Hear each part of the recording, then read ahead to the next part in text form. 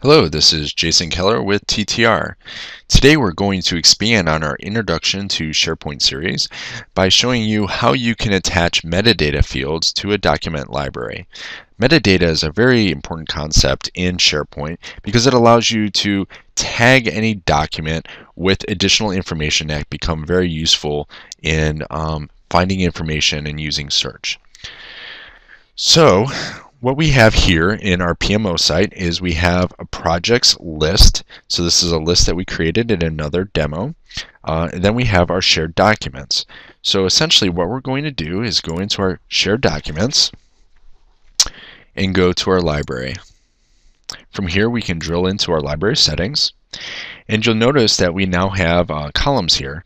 Here are our basic metadata fields that we're capturing now: title, created by, modified by, and if it's checked out to somebody. We'll go ahead and create a new column. This particular column, we're going to call it project name.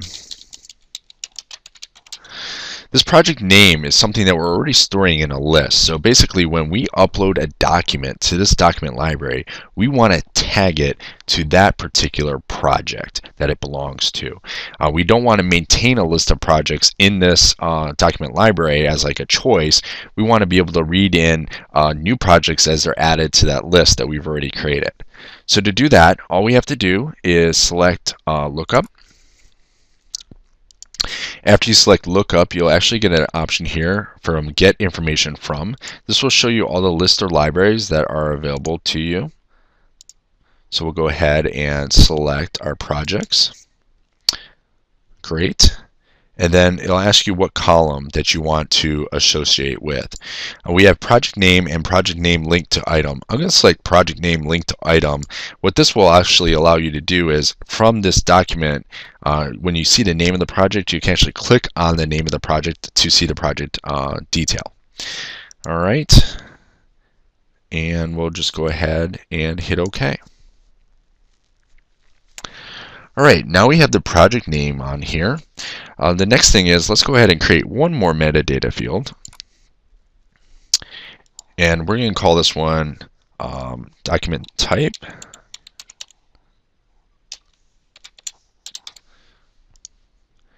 And we're going to select choice. And then we'll go ahead and put different types of documents that we might do. So one might be a project plan. Another one might be budget sheet, and supporting document, or other. We'll go ahead and hit OK. Okay, now we have all our metadata fields defined for this document library. So we have title, project name, document type, created by, modified, and checked out to. So now we can go back to our PMO office. And okay, now that we have our document library created, we can go ahead and upload a document. So just hit add document. We'll browse to our document. And I have a SharePoint budget sheet here for my SharePoint project. Go ahead and hit OK. So I have my SharePoint budget file here, so I can put a title.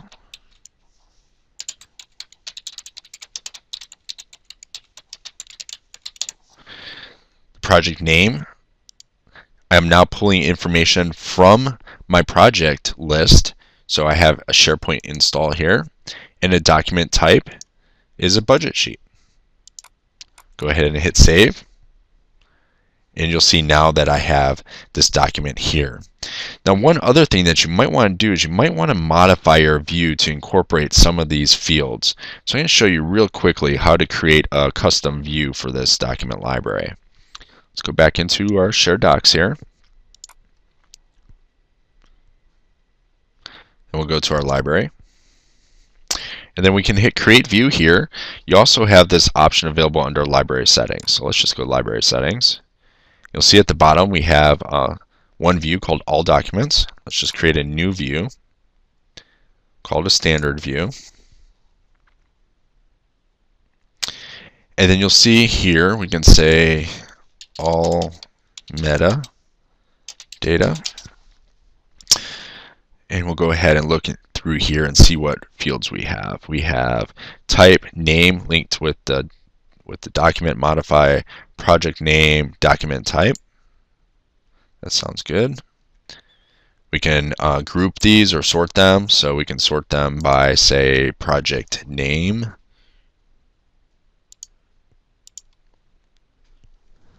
Some other features here that you can use to limit the views, so you can create a view as an example that's just for a content type, or sorry, not a content type, but a project type of SharePoint as an example.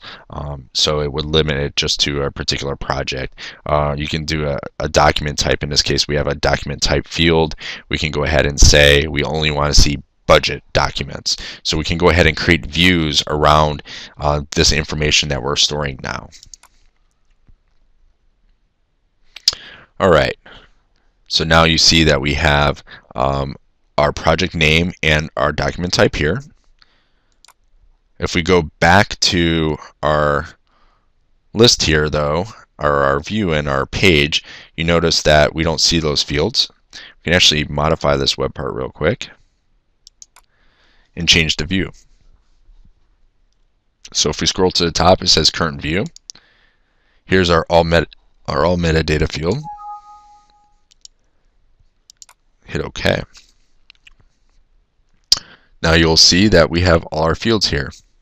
Now this becomes really useful because as you get more and more documents here, you can actually use filtering built into the list or library to view specific information. So as you get more and more projects here, as you can see it says SharePoint install, we also had some other projects that are available. If we go ahead, like our project here, new budgeting system, if we had any project documents uploaded, we can say we just want to see the new budgeting system documents, and it would automatically filter this view here. Also with document type, we can do the same thing. As we get project plans in, we can just say I only want to see project plans, and then you can further restrict it by adding in for a specific project. So it makes it really nice because essentially you're grouping all your data without having to create folders, which is awesome. All right, that's all we have for today, and look forward to having you join me for another Introduction to SharePoint series.